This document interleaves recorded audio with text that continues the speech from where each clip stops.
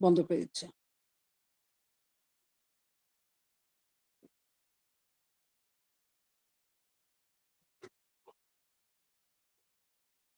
কি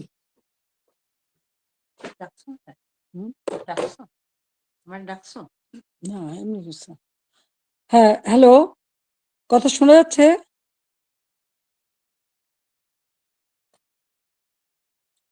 বিসমিল্লাহির রহমানির রহিম। আমি আমাদের ছাত্র সমাজের প্রতি আমি আমার শুভেচ্ছা জানাই। আর বিশেষ করে ছাত্রলীগের সকল নেতাকর্মী যারা যেখানে আছে দেশে বিদেশে, সকলকে আমি শুভেচ্ছা জানাচ্ছি। আসসালামু আলাইকুম এবং আদাব। সকলের জন্য আমার দোয়া আশীর্বাদ। বাংলাদেশ একটা ক্রান্তি লগ্নের মধ্য দিয়ে চলছে। বাংলাদেশকে নিয়ে যেন একটা ধ্বংসের খেলা শুরু হয়েছে। যে বাংলাদেশটা সারা বিশ্বের কাছে উন্নয়নের রোল মডেল ছিল, উন্নয়নের বিস্ময় ছিল, সেই বাংলাদেশের আজকে চরমভাবে ধ্বংস করে আজ একটা জঙ্গি সন্ত্রাসীদের দেশ হিসেবে পরিণত করা হয়েছে। এটাই হলো সব থেকে দুর্ভাগ্যের বিষয়। আগস্ট মাস আমাদের শোকের মাস। সেই আগস্ট মাসেই আবার এদেশের মানুষের অধিকার কেড়ে নেওয়ার জন্য যে চক্রান্ত করা হয়েছে তার শিকার আজকে সমগ্র দেশ। এদেশের বাংলাদেশের কৃষক, শ্রমিক, ছাত্র, জনতা, সরকারি ও অসরকারি কর্মকর্তা কর্মচারী থেকে শুরু করে কেউ রেহাই পাচ্ছে না। পুলিশ বাহিনী কেউ রেহাই পাচ্ছে না। এদের ধ্বংসের খেলা আর রক্তের খেলা আজকে বাংলাদেশকে ক্ষত বিক্ষত করে দিচ্ছে। তোমাদের মনে আছে ২০১৮ সালে ছাত্রদের একটা কোটা আন্দোলন শুরু হয়। আমি তো সে আন্দোলন আমি তাদেরকে কিছুই বলিনি, বরং কোটা বন্ধ করে দিয়েছিলাম, তাদের দাবি পূরণ করেছিলাম। এরপরে মুক্তিযোদ্ধা কয়েকটা পরিবার একটা কোর্টে মামলা করে, তার একটা রায় হয়। সেই রায়ের যখন কোটা আবার চালু করে, আমরা সরকারের পক্ষ থেকেই রিট করে সেটা স্থগিত করে দিই। প্রকৃতপক্ষে আর কোটা আন্দোলন বা কোটা ইস্যুটাই ছিল না। কিন্তু এটা যে কোটা আন্দোলন ছিল না, এটা যে ছিল একটা ভিন্ন ষড়যন্ত্র, সেটা আমি বারবার বলেছি। এটা ছিল সেই একজন ক্ষমতার লোভী, তার মেটিকুলাস ডিজাইনের একটা অংশ। সে অংশ হিসেবে সে ছাত্র হত্যা করেছে, জনগণকে হত্যা করেছে, আওয়ামী লীগের নেতাকর্মী হত্যা করেছে, পুলিশ হত্যা, সাংবাদিক হত্যা, সাংস্কৃতিক কর্মী হত্যা, সারা দেশটাকে ক্ষত বিক্ষত করা, অর্থনীতিকে ধ্বংস করা। আমাদের মহান নেতা জাতির পিতা বঙ্গবন্ধু শেখ মুজিবুর রহমান তার জীবনটাকে উৎসর্গ করেছেন বাংলার জনগণের জন্য। সেই ছাত্র জীবনে যখন পাকিস্তানি শাসকরা আমাদের মাতৃভাষায় কথা বলার অধিকার কেড়ে নেয়, তারই প্রতিবাদ তিনি করেছিলেন। ঢাকা বিশ্ববিদ্যালয়ে তিনি আইন বিভাগের ছাত্র ছিলেন। আর এই প্রতিবাদ করবার জন্যই তিনি বাংলাদেশ ছাত্রলীগ প্রতিষ্ঠা করেন ১৯৪৮ সালের ৪ঠা জানুয়ারি। এবং বাংলাদেশ ছাত্রলীগ তমুদ্দুন মজলিস সহ আরো কয়েকটি প্রগতিশীল রাজনৈতিক দল নিয়ে ভাষা সংগ্রাম পরিষদ গঠন করেন। সেই ভাষা আন্দোলনে আমাদের যারা শহীদ হয়েছেন, আমি তাদের আজকে স্মরণ করি। সালাম, বরকত, জব্বার যারা জীবন দিয়েছেন, রক্তের অক্ষরে বলে গেছেন, আমরা মায়ের ভাষায় কথা বলতে চাই। আর এই আত্মত্যাগের মধ্য দিয়ে আমাদের যাত্রা শুরু। ধাপে ধাপে জাতিপিতা বঙ্গবন্ধু শেখ মুজিব এই বাংলাদেশের জনগণকে স্বাধীনতার চেতনায় উদ্বুদ্ধ করেন এবং তারই নেতৃত্বে আমরা পেয়েছি স্বাধীনতা, পেয়েছি মুক্তিযুদ্ধে বিজয়। আমি জাতির পিতা বঙ্গবন্ধু শেখ মুজিবুর রহমানের প্রতি শ্রদ্ধা জানাচ্ছি।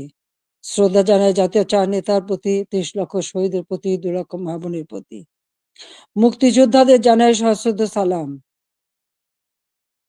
একটা যুদ্ধবিধ্বস্ত দেশের দায়িত্বভার নিয়েছিলেন বঙ্গবন্ধু শেখ মুজিব। মাত্র ৩ বছর ৭ মাসের মধ্যে সে যুদ্ধের ভয়াবহতা কাটিয়ে ওঠেন। ধ্বংসস্তূপের উপর দাঁড়িয়ে যে যাত্রা শুরু করেছেন শূন্য হাতে, সেই বাংলাদেশকে তিনি মাত্র ৩ বছর ৭ মাসের মধ্যে একটা স্বল্পোন্নত দেশে উন্নীত করেন।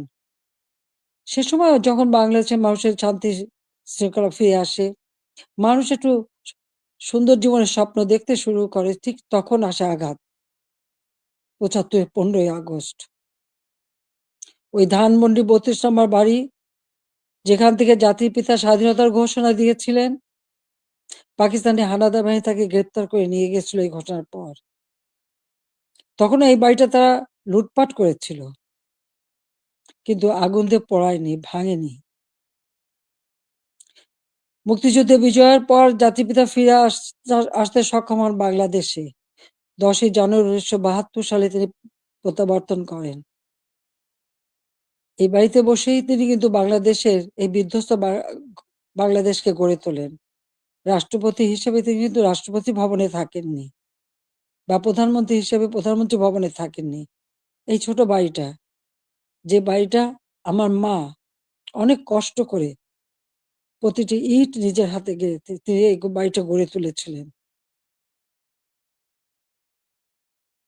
ওই বাড়িতেই ১৫ই আগস্ট আমার বাবা জাতির পিতা বঙ্গবন্ধু শেখ মুজিবকে হত্যা করা হয়। আমার মা বেগম ফজিলাতুন্নেছা মুজিবকে হত্যা করে।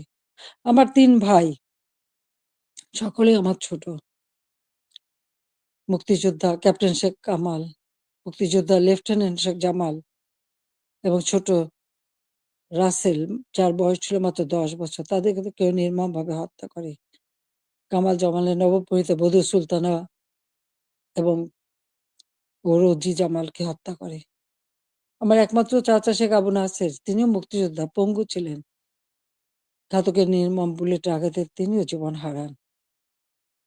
রাষ্ট্রপতি মিলিটারি সেক্রেটারি ছুটে এসেছিলেন ব্রিগেডিয়ার জামিল উদ্দিন, তাকেও হত্যা করে। পুলিশ অফিসার সিদ্দিকুর রহমানকে হত্যা করে।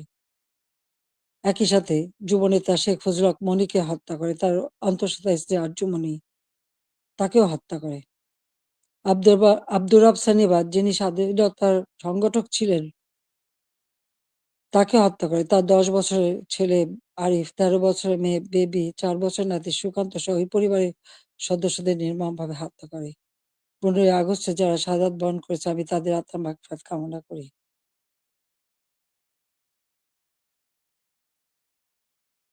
বাংলাদেশের ইতিহাসের সাথে ছাত্রলীগের ইতিহাস জড়িত।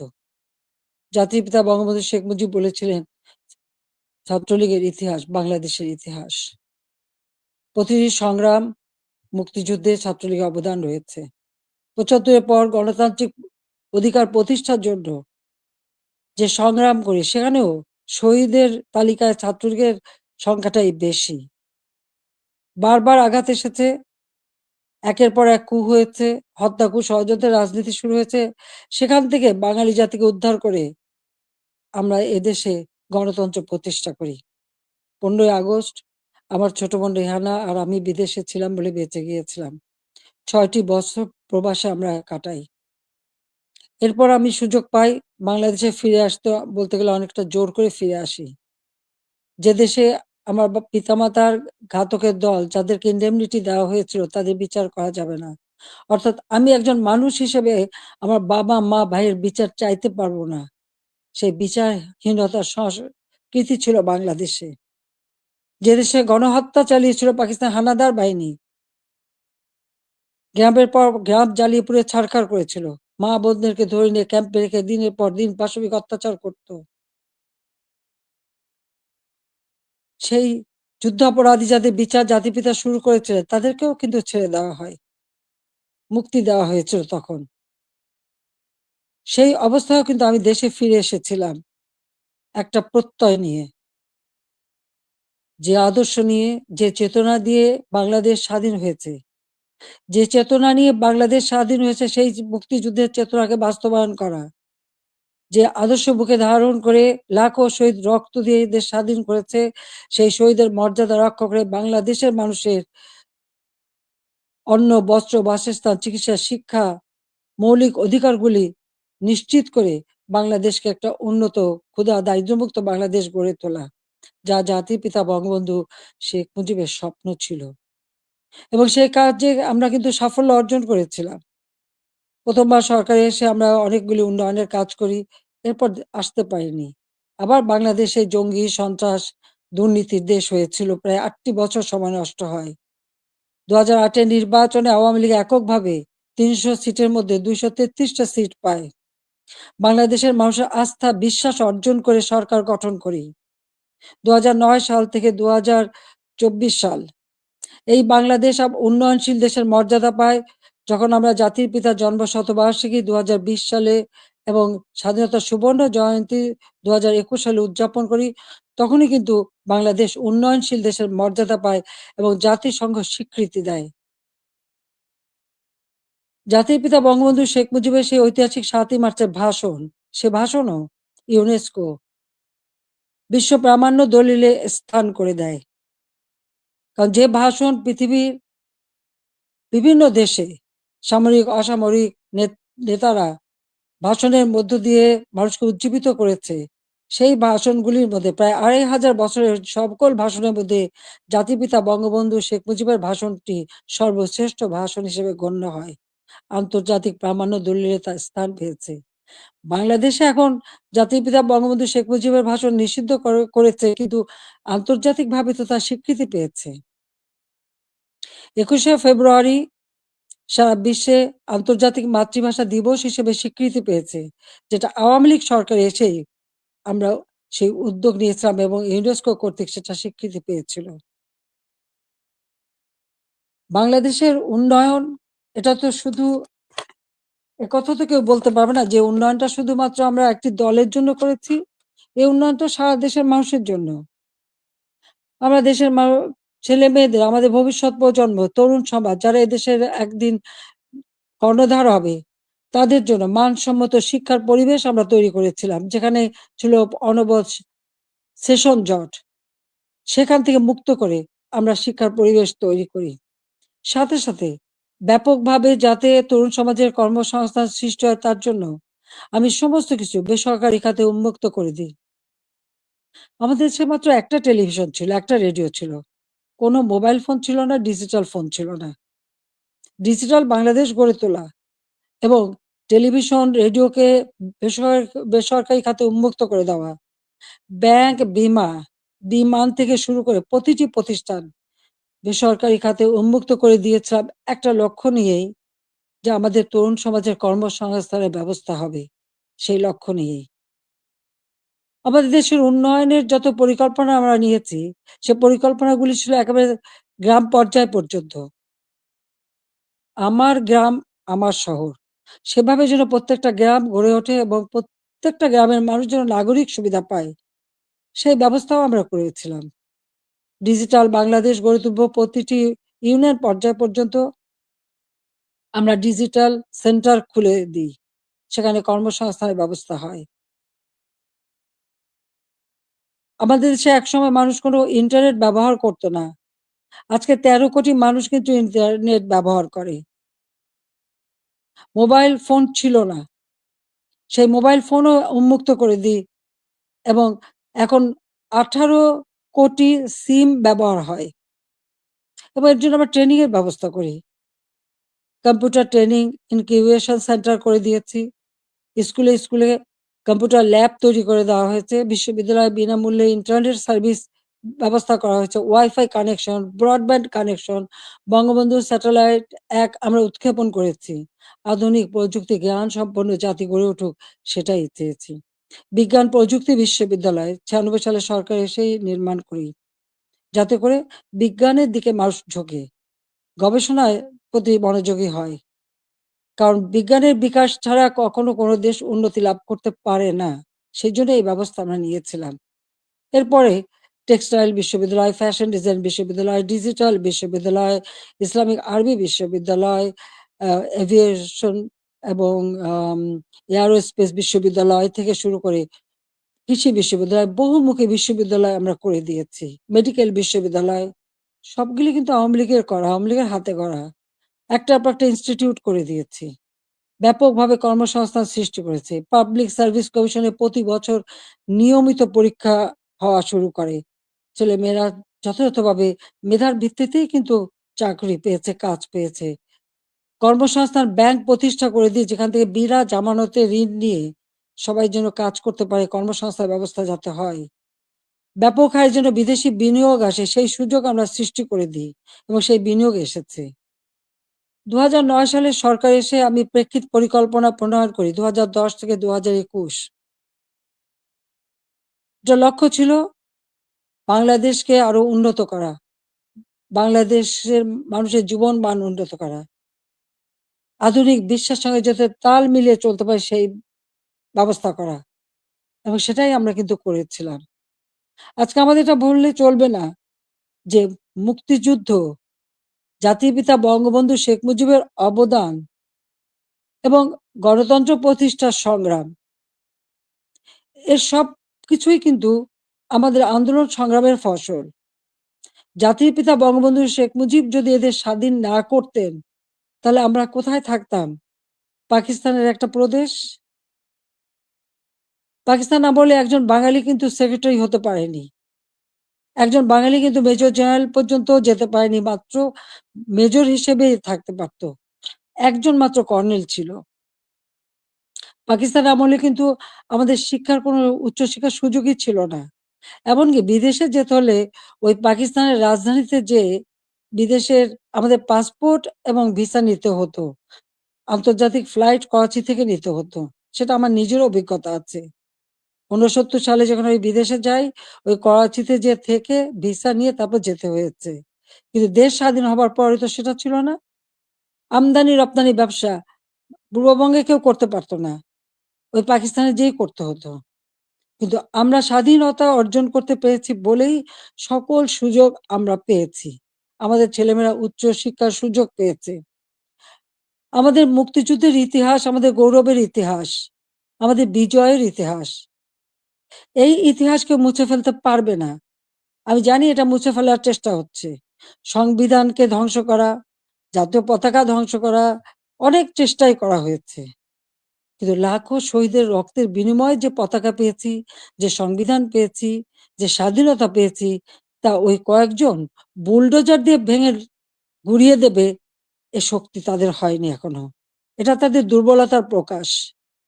তারা একটা দালান ভাঙতে পারে, কিন্তু ইতিহাসকে তারা ধ্বংস করতে পারে না। ইতিহাস কিন্তু তার প্রতিশোধ নেয়, এটাও তাদের মনে রাখতে হবে। একবার মুছে ফেলা হয়েছিল ৭৫ এর পর, এরপরে আবার এখন শুরু। যারা এটা করছে তারা তাদের হীনমন্যতার পরিচয় দিচ্ছে। তাদের কাছে বোধহয় বাংলাদেশের স্বাধীনতাটা পছন্দ হয় না, ওই পাকিস্তানিদের মানে অধীনে থাকা আর তাদের পদলেহন করাটাই তাদের বোধহয় পছন্দ।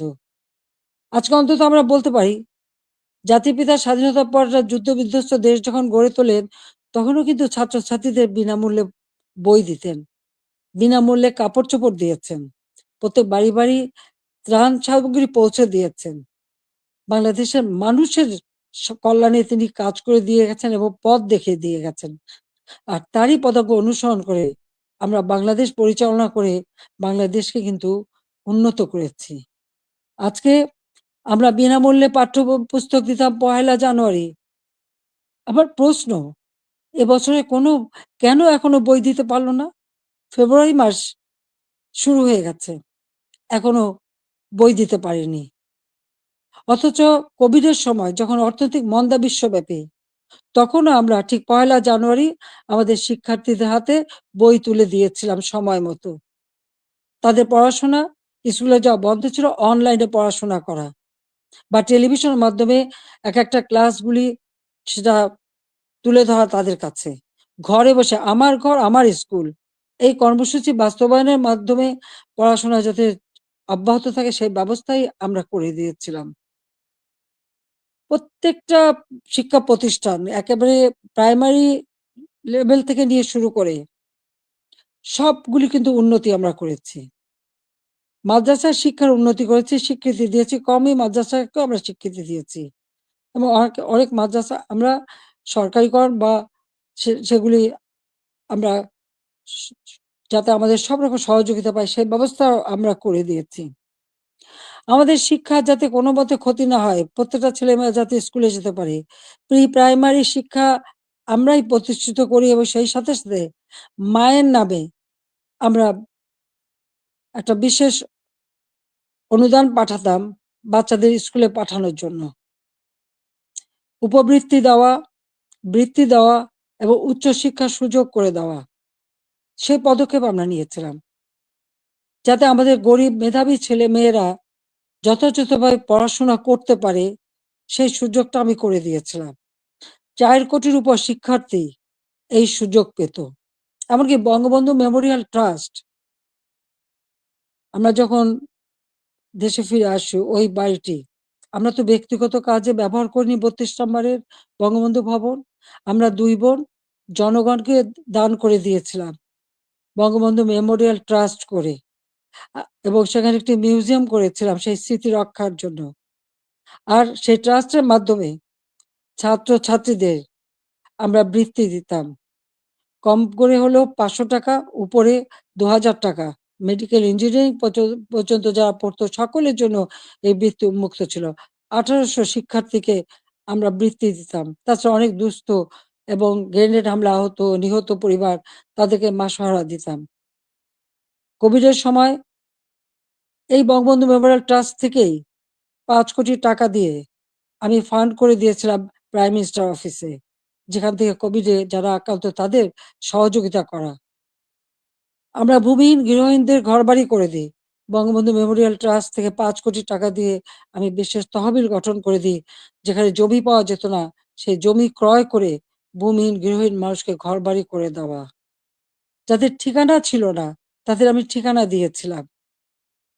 এমনকি এই আশ্রয়ণ প্রকল্পের থেকে পুলিশের চাকরিও পেয়েছে আমাদের অনেক ছেলেমেয়ে। কারণ তাদের ঠিকানা হয়েছিল। আগে তাদের ঠিকানা ছিল না। 58টা জেলা ভূমিহীন গৃহহীন মুক্ত করেছিলাম। আমাদের লক্ষ্য ছিল যে আমরা সমগ্র জেলায় কোনো মানুষ ভূমিহীন গৃহহীন থাকবে না, সকলের একটা মর্যাদা থাকবে। ঢাকা শহরে বস্তিবাসীর জন্য আমি ফ্ল্যাট বাড়ি নির্মাণ করে সেখানে তাদের থাকার ব্যবস্থা ভাড়া ভিত্তিক, বস্তিতে যে ভাড়া দিত সেই ভাড়া দিয়েই থাকতে পারে সেই ব্যবস্থা করেছি। আমাদের দেশের যারা সুইপার, হরিজন, দলিত শ্রেণী তাদেরকে ফ্ল্যাট বাড়ি নির্মাণ করে দিয়েছি। এবং আমাদের বেদে কুষ্ঠরোগী, হিজড়া, প্রতিটি অনগ্রসর যারা তাদের জন্য বিনামূল্যে ঘর এবং তাদের জীবন জীবিকার ব্যবস্থা আমরা করে দিয়েছি। বাংলাদেশে আমি যখন 96 সালে সরকার গঠন করি মাত্র 1600 মেগাওয়াট বিদ্যুৎ ছিল। আমি 4300 মেগাওয়াটে উন্নীত করেছিলাম। কিন্তু পরবর্তীতে 8 বছর পর যখন আবার সরকারে আসি তখন পেয়েছিলাম মাত্র 3200 মেগাওয়াট। আমরা উদ্যোগ নিই, ঘরে ঘরে বিদ্যুৎ দেব, প্রতিটি ঘর আলোকিত করব। আমাদের কথা রেখেছি। প্রত্যেক ঘরে ঘরে আমরা বিদ্যুৎ পৌঁছে দিয়েছিলাম, প্রতিটি ঘর আলোকিত করেছিলাম। আমাদের লক্ষ্য ছিল যে একটি মানুষও কুঁড়ে ঘরে বাস করবে না, নিদেন পক্ষে একটা টিনের ঘরেও হলেও তাদের দেব। সেটা কিন্তু আমরা দিতে পেরেছি এবং এর পরবর্তীতে এসে সেমি পাকা ঘর আমরা দিয়ে দিয়েছি, যাতে মানুষ বাঁচতে পারে। খেলাধুলায় আরো আগ্রহী যাতে হয়, ক্রিকেট টেস্ট ম্যাচ সেটাও আমার সময় অর্জন করা এবং সেই সঙ্গে সঙ্গে তাদের ট্রেনিং করানো।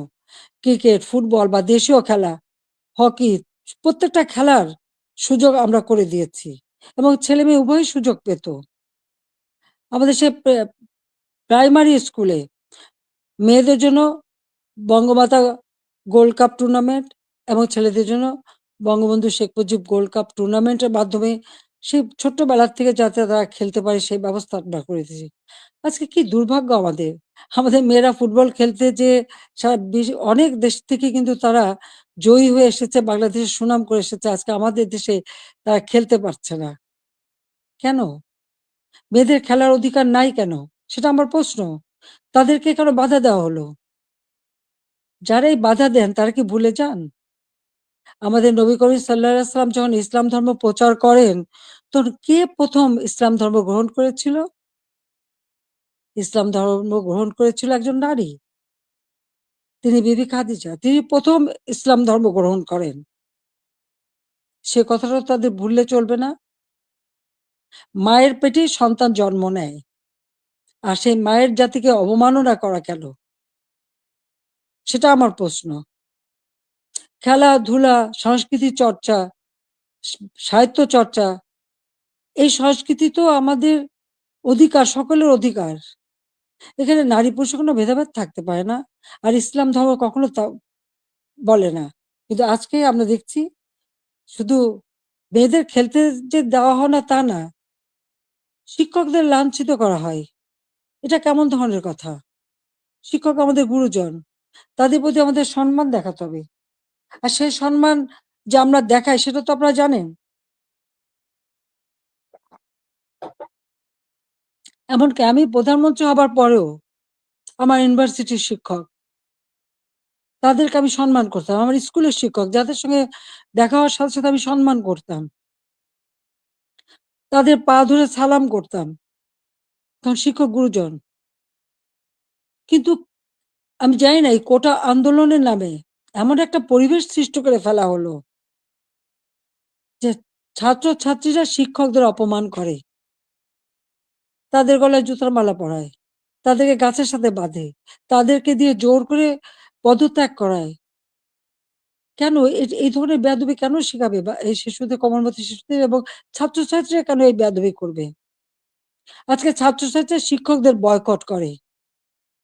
এই ধরনের অদ্ভুত আচরণ আমি জানি না পৃথিবীর আর কোন দেশে আছে কিনা।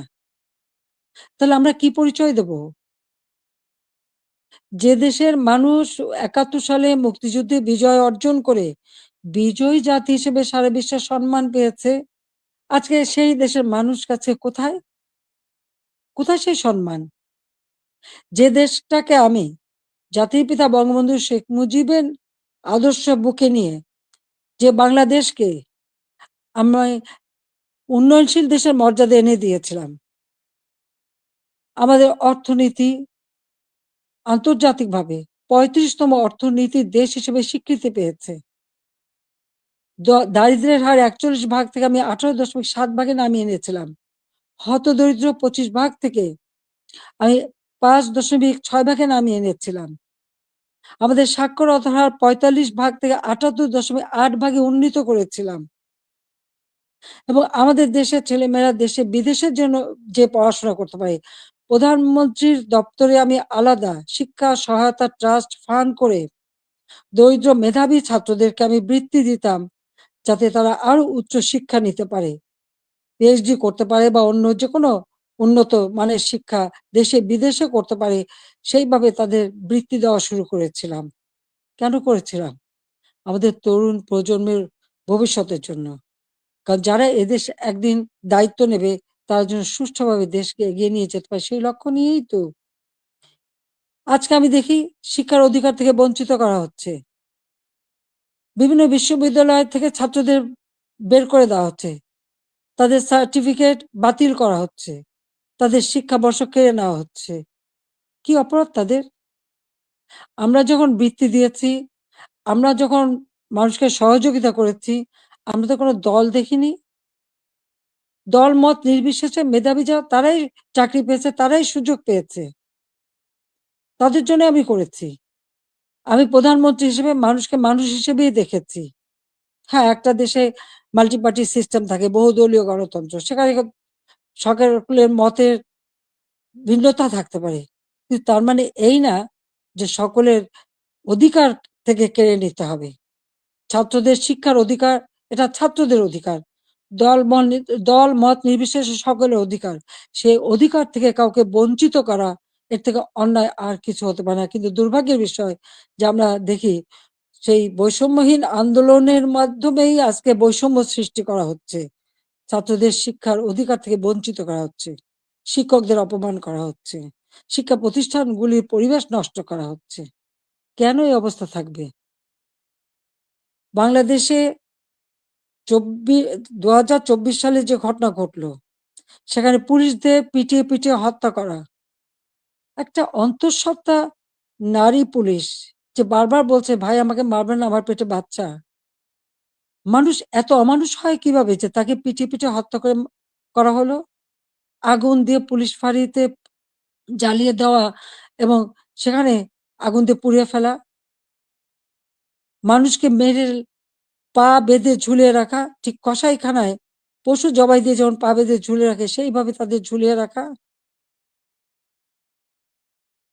যারা এমনকি তাদেরকে এমনভাবে অপমান করা, কাপড় খুলে নিয়ে তাদেরকে একেকজনকে কিভাবে বেইজ্জতি করা। যারা এইসব ঘটনা ঘটে তাদের মধ্যে কি এতটুকু মানবিকতা নেই? এতটুকু শালীনতাবোধ নেই?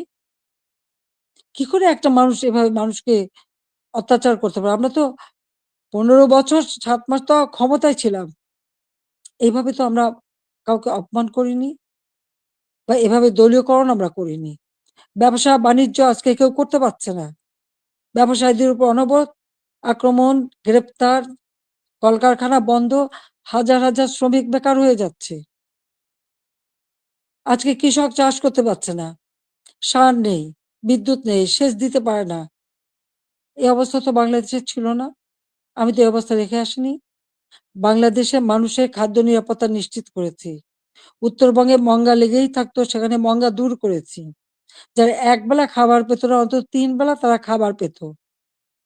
বিদেশ থেকে পুরনো কাপড় এনে পরানো হতো। কই আওয়ামী লীগ সরকার আসার পরে তো বিদেশ থেকে পুরনো কাপড় এনে পরানো লাগেনি। অন্ন, বস্ত্র, বাসস্থান, চিকিৎসা, শিক্ষা সব ব্যবস্থাই তো করেছিলাম। কমিউনিটি ক্লিনিকের মাধ্যমে ৩০ প্রকার ঔষধ বিনামূল্যে দেওয়া হতো। আন্তর্জাতিক মানের চিকিৎসা সেবা দেওয়ার জন্য আন্তর্জাতিক মানের হাসপাতাল তৈরি করেছি। বেসরকারি খাতে উন্মুক্ত করে দিয়েছি। প্রায় ৪৪,০০০ মতো নার্স নিয়োগ দিয়েছি, ২২,০০০ ডাক্তার নিয়োগ দিয়েছি। মানুষের সেবা মানুষ যাতে পায় সেই ব্যবস্থাই আমরা নিয়েছি। কিন্তু আজকে যেন সব বৃথা হয়ে গেল। অপরাধটা কি আমার? আমি সেটা জানতে চাই। যারা আমাকে স্বৈরাচার বলেন, গণহত্যা বলেন, আজকে আমার জিজ্ঞাসা আজকে যে বাংলাদেশের যে অবস্থা চলছে, এই যে পুলিশ হত্যা, আওয়ামী লীগের প্রায় 400 মতো নেতাকর্মীকে নির্মমভাবে হত্যা করা হয়েছে। হাত কেটে, পা কেটে, গলা কেটে হত্যা করা। ছাত্র, যুবক, মহিলা কেউ তো ছাড়া পাচ্ছে না। ছেলেকে পায় না বলে মাকে গ্রেপ্তার করা, মাকে গাছের সাথে বেঁধে অপমান করা, জায়নামাজের উপরে কুপিয়ে মারা অথবা আগুন দিয়ে পুড়িয়ে ফেলা। এ কি বর্বরতা? এ কোন ধরনের বর্বরতা? তো এরা কারা? এরা কি গণহত্যাকারী না? এরা কি স্বেচ্ছাচারী না? একজন যাকে সবথেকে বেশি সহযোগিতা আমি করেছিলাম, গ্রামীণ ব্যাংকের ম্যানেজারের পদ, ৬,০০০ টাকা বেতনের চাকরি ৯০ সালে পেয়েছিলেন। আমি ৯৬-তে সরকার আসার পরে এই গ্রামীণ ব্যাংকে ৪০০ কোটি টাকা দিয়ে এই গ্রামীণ ব্যাংকটাকে আমি দাঁড় করিয়ে দিই। শুধু তাই না, গ্রামীণ ফোনের ব্যবসাটাও ওই ডক্টর ইউনূসকে দিয়েছিলাম। আমার কাছে বারবার ধর্ণা দিয়েছিল। বলেছিল ওখান থেকে যে লাভ হবে সেই লাভের অংশ যাবে গ্রামীণ ব্যাংকে। তা কিন্তু যায়নি। বরং এগুলি বেচেই খেয়েছে, মানি লন্ডারিং করেছে, দুর্নীতি করেছে এবং তার ক্ষমতার লোভ আজকে বাংলাদেশকে ধ্বংসের দিকে নিয়ে এসেছে। একটি মানুষের ক্ষমতার লোভ বাংলাদেশকে জ্বালিয়ে পুড়ে ছারখার করে দিচ্ছে। তার মধ্যে কি এতটুকু মনুষ্যত্ব বোধ নেই? কৃতজ্ঞতা বোধ নেই? যেই তার উপকার করে তার উপরেই, তার মাথায় আঘাতটা করতে হবে। কেন? ক্ষুদ্র ঋণ আন্তর্জাতিকভাবে স্বীকৃত ছিল না। এই ডক্টর ইউনূসেরই অনুরোধে আমি নিজে তার সম্মেলনে উপস্থিত হই, যেখানে স্পেনের রানী কুইন সোফিয়া এবং হিলারি ক্লিন্টন তারা উপস্থিত হন। আমি উপস্থিত ছিলাম বলে প্রধানমন্ত্রী হিসেবে, এবং ক্ষুদ্র ঋণ জাতিসংঘে যাতে স্বীকৃতি পায় সে ব্যবস্থাও আমি করেছিলাম। কিন্তু কত বড় বেইমান মুনাফিক যে তার ক্ষমতা লোভ এমন পর্যায়ে চলে গেল যে সে আমাকে আর রেহানাকে হত্যা করার পর্যন্ত পরিকল্পনা করলো, এবং তার বক্তৃতায় তিনি ধরা পড়ে গেছেন। বিল ক্লিন্টনের ফাউন্ডেশনে সে মোটা টাকা দেয়। আমাদের দেশে কোনো দুর্যোগ দুর্বিপাকে কোনোদিন মানুষকে এক পয়সা সাহায্য করেনি, কিন্তু সেখানে তিনি মোটা টাকা দিয়েছিলেন। আপনারা দেখেছেন গত সেপ্টেম্বর মাসে জাতিসংঘ যখন যায় সেখানে বিল ক্লিন্টন ফাউন্ডেশনে দাঁড়িয়ে ইউনূস সাহেব কি বক্তৃতা দিলেন? যে এই আন্দোলন, কোটা আন্দোলন, এটা কোনো ছাত্র জনতার আন্দোলন ছিল না। এটা ছিল তার মেটিকুলাসলি ডিজাইনড আন্দোলন, যা তার মাস্টার মাইন্ডের মাধ্যমে করা। ওই মাহফুজ আলমকে তার পরিচয় করে দিয়েছিল মাস্টার মাইন্ড হিসেবে। তার অর্থটা কি? ছাত্রদেরকে বিভ্রান্ত করা হয়েছে। আমাদের ছাত্ররা কোমলমতি, তারা ঠিক কোনটা সঠিক সবসময় তো বুঝতে পারে না, তারা ঝুঁকে চলে এসেছে। আবার আর একজন সমন্বয়ক বলল কি, গণভবন আক্রমণের আগে বেশি ছাত্র পায়নি, তাই ফলস আইডি কার্ড করে ভুয়া ছাত্র বানিয়ে নিয়ে এসেছিল। তার মানে এদের উদ্দেশ্যটা কি ছিল? আমি আজকে জাতির কাছে এটা জানতে চাই, এবং জাতির কাছে আমি বলবো, 15ই আগস্ট আমরা 2 বোন বেঁচে গিয়েছিলাম, এটাই কি আমাদের অপরাধ? বাবা, মা, ভাই সব হারিয়েছিলাম। সব হারিয়েও সেই শোক ব্যথা বুকে নিয়েও ফিরে এসেছি বাংলাদেশের মানুষের কাছে। কেন? আমি দেখেছি একটার পর একটা কূপ হচ্ছে, মুক্তিযোদ্ধাদের হত্যা করা হচ্ছে, গণতান্ত্রিক অধিকার নেই, পেটে ভাত নেই, প্রতিনিয়ত দুর্ভিক্ষ, চারিদিকে হাহাকার। যে বাংলাদেশ জাতির পিতা স্বাধীন করেছিলেন, দুঃখী মানুষের মুখে হাসি ফোটাবেন, মানুষের ক্ষুধার অন্ন যোগাবেন, সকল মৌলিক অধিকার নিশ্চিত করবেন, সেই বাংলাদেশে প্রতিনিয়ত এই ক্ষমতার লড়াই, একটা অশান্ত পরিবেশ। বাংলাদেশের মানুষের আর্থসামাজিক উন্নয়ন করবার জন্যই আমি এসেছিলাম, এবং আমি তা করেছি। কই, আমরা নিজের জন্য তো কিছু করিনি। আমাদের ছেলে মেয়ে, 5টা ছেলে মেয়ে, রানার আমার, তারা চাকরি করেছে, পড়েছে, লেখাপড়া শিখেছে। অক্সফোর্ড, হার্ভার্ড, এলএসসি অথবা লন্ডন স্কুল, বিভিন্ন জায়গা থেকে তারা ডিগ্রি পেয়েছে। তারা নিজেদের যোগ্যতায় ডিগ্রি নিয়েছে। তাদের জন্য তো আমি কিছু করিনি। তারা নিজেরা লেখাপড়া শিখে নিজের পায়ে দাঁড়িয়েছে। আমি তাদের একটা কথাই আমরা 2 বোন বলেছি আমাদের ছেলেমেয়েদেরকে, যে তোমাদের জন্য কোনো সম্পদ রেখে যেতে পারবো না। তোমাদের শিক্ষাটাই হবে তোমাদের একমাত্র সম্পদ। এবং তারা তাই করেছে। সেভাবেই তারা লেখাপড়া শিখে সেইভাবেই জীবনযাপন করে। আমি তো আমার নিজের জন্য কিছু করতে যাইনি। একমাত্র ৩২ নম্বর বাড়িটা, সেটাও তো আমি জনগণকে দান করে দিয়েছি আমরা 2 বোন। হ্যাঁ, জাতির পিতা পরিবারের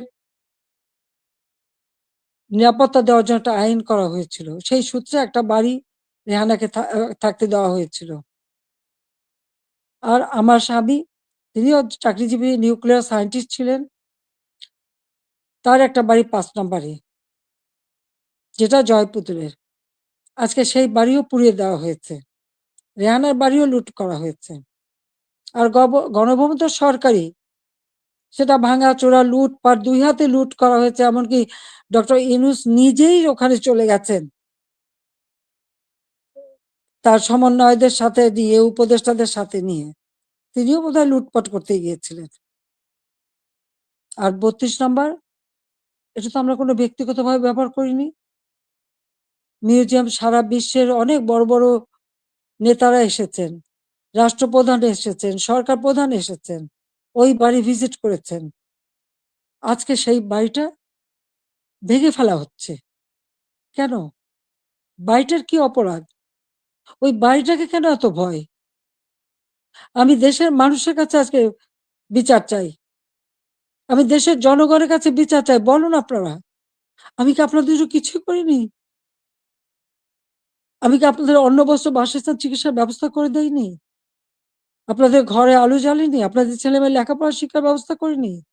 রাস্তাঘাট, পুল, ব্রিজ করে আপনাদের যোগাযোগের ব্যবস্থা, কর্মসংস্থানের ব্যবস্থা করে দেয়নি? তাহলে কেন এই অপমান? কেন এই বাড়িটা ভাঙা হবে? এই বাড়ি থেকে তো স্বাধীনতার ঘোষণা দিয়েছিলেন জাতির পিতা। আর স্বাধীন দেশ হয়েছিল বলেই তো আজকে বাংলাদেশ এত উন্নত হয়েছে। তাহলে এই বাড়ি কারা ভাঙে?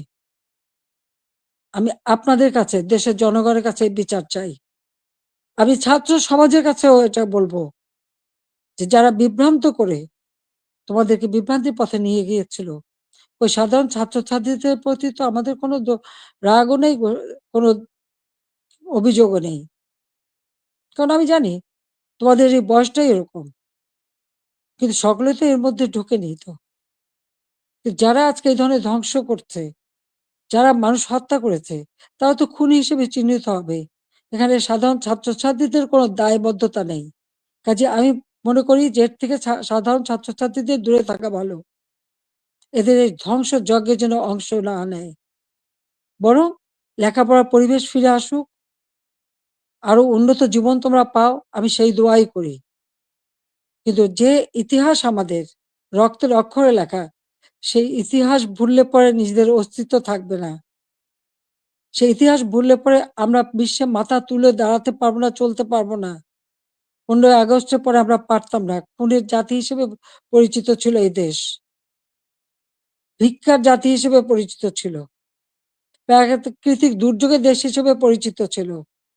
আমি সেখান থেকে বাংলাদেশকে উন্নত করে উন্নয়নের রোল মডেল হিসেবে সারা বিশ্বে বাংলাদেশের সম্মান নিয়ে এসেছিলাম। সারা বিশ্ব বাংলাদেশের উন্নয়নকে বিস্ময় বলে পরিচয় করত, তারা বিস্ময় বলে স্বীকার করত। কিন্তু 2024 সালের এই আগস্ট মাস থেকে আজকে বাংলাদেশ আবার সেই ধ্বংসের দেশ। আমার একটা প্রশ্ন, জুলাইয়ের 15 তারিখ থেকে যত রকমের হত্যাকাণ্ড, পুলিশ হত্যা, আওয়ামী লীগ নেতাকর্মী হত্যা, ছাত্র হত্যা, শিশু হত্যা, যত হত্যা হয়েছে, কেন ইন্ডেমনিটি দেওয়া হলো? অপরাধ করলে অপরাধীদের শাস্তি পেতে হবে। যারা অগ্নিসংযোগ করা হলো, ওই মেট্রো রেল, তারপরে এক্সপ্রেসওয়ে, ফ্লাইওভার বা প্রত্যেকটা বিটিভি থেকে শুরু করে প্রতিটি প্রতিষ্ঠানে যে আগুন দেওয়া হলো এবং সেটা সমন্বয়ক একজন বলেছে, পুলিশ হত্যা না করলে আর মেট্রো রেলে আগুন না দিলে নাকি বিপ্লব সফলতা। কিসের বিপ্লব? এই হত্যাযজ্ঞ ধ্বংসলীলাই কি বিপ্লব? বিপ্লবের অর্থ বোঝে? তারা নিজেরাই স্বীকার করছে। আর সেখানে তাদেরকে ইন্ডেমনিটি দেওয়া হয়েছে। অপরাধ যারা করে তারাই দায় মুক্তি পায়। আর অপরাধী তাদের বিচার কিন্তু একদিন না একদিন হবেই। এটা সকলের মনে রাখতে হবে। তো আমি আজকে এখানে ছাত্র সমাজ আছে, আমি সবাইকে বলবো অন্তত মনোযোগী হও পড়াশোনায়, নিজের পায়ে দাঁড়াও, নিজের পিতামাতাকে সম্মান করো, শিক্ষকদের সম্মান করো, নিজের শিক্ষা প্রতিষ্ঠান, এই প্রতিষ্ঠান কোনো জঙ্গিদের হাতে তুলে দিও না। এই শিক্ষার অনেক কষ্ট করেই আমরা শিক্ষার পরিবেশ এনেছিলাম, যেখানে প্রতিদিন বোমাবাজি আর অস্ত্রের ঝনঝনানি ছিল, সেখান থেকে মুক্ত করে চমৎকার পরিবেশ করে দিয়েছিলাম, কোনো সেশন জট ছিল না। কিন্তু আজকে আবার সেই সেশন জট, আজকে আবার একটা দুঃসময় যাচ্ছে। আমাদের এই তরুণ সমাজই পারে এখান থেকে পরিবর্তন আনতে। যে চেতনা নিয়ে লাখো শহীদ রক্ত দিয়েছে, সে চেতনাকে ধ্বংস হতে দিও না। তাহলে নিজেরা বিদেশেও মুখ দেখাতে পারবে না, দেশেও না। মানুষের ধিক্কার ছাড়া কিছু জুটবে না। কাজে সকলে সাধারণ শিক্ষার্থীদের বলবো, তোমরা দেশকে ভালোবাসো, দেশের মানুষকে ভালোবাসো, মানুষের কল্যাণে কাজ করো। আর ওই যারা জঙ্গি সন্ত্রাসী, যারা অগ্নিসংযোগ, মানুষ হত্যা আর এই ভাঙচুর করতে পারে, ইতিহাস মুছে ফেলতে চায়, তাদেরকে ধিক্কার জানাও। আজকে আবার আমি এখান থেকে বিদায় নেব। তার আগে আমি এটুকুই বলবো, দেশের মানুষের কাছেই আমার জিজ্ঞাসা, যে যারা মানুষ হত্যা করে, যারা ধ্বংসযজ্ঞ চালায়, তারা ফ্যাসিবাদী, না যারা মানুষের কল্যাণ করে, অন্ন বস্ত্র বাসস্থানের ব্যবস্থা করে, ঘরে ঘরে আলো জ্বালে, দেশের মানুষকে উন্নত জীবন দেয়, তারা ফ্যাসিবাদী? কারা স্বৈরাচার? এটা দেশের জনগণই বিচার করবেন। আমি তো আপনাদের কল্যাণে কাজ করেছি, দেশের মানুষের কল্যাণে কাজ করেছি। নিজের দিকে তো তাকাইনি, নিজের কি আছে না আছে সে তো দেখিনি। শুধু আপনাদের কল্যাণের জন্যই সবটুকু উজাড় করে দিয়ে দিন রাত পরিশ্রম করে মাত্র 15 বছরের মধ্যে বাংলাদেশকে উন্নত দেশ করেছি, উন্নয়নশীল দেশের মর্যাদা এনে দিয়েছি। যা বিশ্বে বাংলাদেশের মর্যাদা অর্জন করেছিল, আজকে সব ধ্বংস হয়ে গেছে। তবে আমি এটুকু আশাবাদী, হ্যাঁ, আমাদের যে স্মৃতিটুকু নিয়ে দুই বোন বেঁচে ছিলাম, আজকে সেই স্মৃতিটুকু ভেঙে ফেলা হচ্ছে। এর আগে আগুন দিয়ে পুড়িয়েছে, আজকে তা ভেঙে ফেলা হচ্ছে। হ্যাঁ, একটা দালান ভেঙে ফেলতে পারে, ইতিহাস মুছতে পারবে না। একবার ভাঙলে আবার আমরা গড়তে পারবো। এই বাংলাদেশ আবার মাথা তুলে দাঁড়াবে। বাংলাদেশের মানুষ আবার বিশ্ব দরবারে মাথা উঁচু করে দাঁড়াবে। আল্লাহ যখন বাঁচিয়ে রেখেছেন, তো নিশ্চয়ই আমার কিছু কাজ বাকি আছে। সেটুকু করার জন্য আল্লাহ বাঁচিয়ে রেখেছেন। নইলে বারবার কেন মৃত্যুর হাত থেকে বেঁচে আসবো? মানুষের দোয়া, উপরে আল্লাহ রাব্বুল আলামিন ওই গ্রেনেড হামলা, গুলি, বোমা সব জায়গা থেকে তো আমাকে রক্ষা করে নিয়ে এসেছেন। এবারেও তো সেই একই অবস্থা। এবার তো একটাই লক্ষ্য ছিল। তার meticulous ডিজাইনই ছিল ইউনূস সাহেবের আমাকে ২ বোনকে হত্যা করা। তারপরেও কিভাবে আল্লাহ আমাদেরকে রক্ষা করেছেন। কাজেই আবার বাংলাদেশ ফিরে আসবে। মুক্তিযুদ্ধের চেতনা গড়ে উঠবে। শহীদের রক্ত কখনো বৃথা যেতে পারে না। এটাই আমার কথা। আমি ছাত্রলীগকে ব্যান্ড করেছে। ছাত্রকে ব্যান্ড করার কোনো অধিকার নেই। কারণ ইউনূস সাহেবের ক্ষমতা দখল সম্পূর্ণ অবৈধ, অসাংবিধানিক। অস্ত্র, অর্থের জোরে মানুষ খুন করে মানুষের লাশের উপর পাড়া দিয়ে সে ক্ষমতায় এসেছে। এভাবে অন্যায় করে যারা ক্ষমতা আসে, এই ক্ষমতা কিছুদিন ভোগ করতে পারে। কারণ নিজে ট্যাক্স দেবে না, মানুষের উপর ট্যাক্সের বোঝা চাপাবে, ভ্যাট বসাবে। জনগণের ভাত দিতে পারবে না, পুলিশের পোশাক বদলায়। পাকিস্তানিদের পোশাকের সাথে মিলিয়ে পোশাক পরায়। কৃষক চাষ করতে পারে না, সার পায় না, সেচ পায় না, শ্রমিক কাজ পায় না, শ্রমিকদের বেকার করে দেয়। অথচ নিজের অর্থ সম্পদ ঠিকই আছে এবং অর্থ পাচার করা অব্যাহত রেখে দিয়েছে। কাজে এ অন্যায় আল্লাহ রাব্বুল আলামিনও সইবে না। এবং বাংলাদেশের মানুষকেও বলবো, আপনারাও এই অন্যায়ের প্রতিবাদ করবেন, প্রতিরোধ গড়ে তুলবেন। বাংলাদেশকে এভাবে ধ্বংস হতে দেবেন না। আমি আছি আপনাদের পাশে। আমি যত দূরেই থাকি না কেন, আমার মন আপনাদের সাথে আছে। আর আপনারা আমার মনের ভিতরে আছেন। বাংলার জনগণকে নিয়ে তো সব শোক ভুলেছিলাম। বাংলাদেশের মানুষকেই তো একটা নিজের পরিবার হিসেবে আমি নিয়েছিলাম। আর সেইভাবে নিজের ছেলে-মেয়েকে স্নেহ-বঞ্চিত করেছি। কিন্তু আপনাদের জন্য দিন-রাত পরিশ্রম করেছি। কাজে আমি আপনাদের কাছেই বিচার চাই, আর আপনাদের সহযোগিতা চাই। যে এই ধ্বংসযজ্ঞ থেকে যেন বাংলাদেশ মুক্তি পায়, এই দমবন্ধ করা পরিবেশ থেকে যেন বাংলাদেশের মানুষ মুক্তি পায়, বাংলাদেশের মানুষ যেন জীবনের নিরাপত্তা পায়, শান্তিতে চলতে পারে, সেটাই আমাদের কামনা, সেটাই আমরা চাই। কাজে আজকে যারা এই ধরনের দুর্বৃত্ত পরায়ণ করছে, এই দুর্বৃত্ত পরায়ণদের হাত থেকে, এই দুর্বৃত্তদের হাত থেকে দেশকে রক্ষা করতে হবে। তার জন্য সকলকেই ঘুরে দাঁড়াতে হবে, প্রতিরোধ গড়ে তুলতে হবে। আসুন সকলে মিলে আবার আমরা আমাদের দেশকে মুক্তিযুদ্ধের চেতনায় গড়ে তুলি। ইনশাআল্লাহ ২০৪১ সালের মধ্যে বাংলাদেশ ক্ষুধামুক্ত, দারিদ্র্যমুক্ত, উন্নত, সমৃদ্ধ, স্মার্ট বাংলাদেশ হিসেবে গড়ে উঠবে এবং সেটা আমরা করব, করতে পারবো ইনশাআল্লাহ। জয় বাংলা, জয় বঙ্গবন্ধু, বাংলাদেশ চিরজীবী হোক। ছাত্রলীগকে ধন্যবাদ আজকে এই সুযোগটা করে দেওয়ার জন্য। তোমরা ভালো থাকো, তোমাদের দোয়া করি, সেই সাথে সাথে সকল ছাত্র সমাজ, তাদের জন্য আমার দোয়া, আশীর্বাদ রইল। সবাইকে আবারও বলবো, মনোযোগ দিয়ে লেখাপড়া শেখো, দেশকে ভালোবাসো, দেশের মানুষকে ভালোবাসো, দেশের কল্যাণে কাজ করো। আমার দোয়া আশীর্বাদ সবসময় তোমাদের জন্য থাকবে। খোদা হাফেজ। জয় বাংলা, জয় বঙ্গবন্ধু।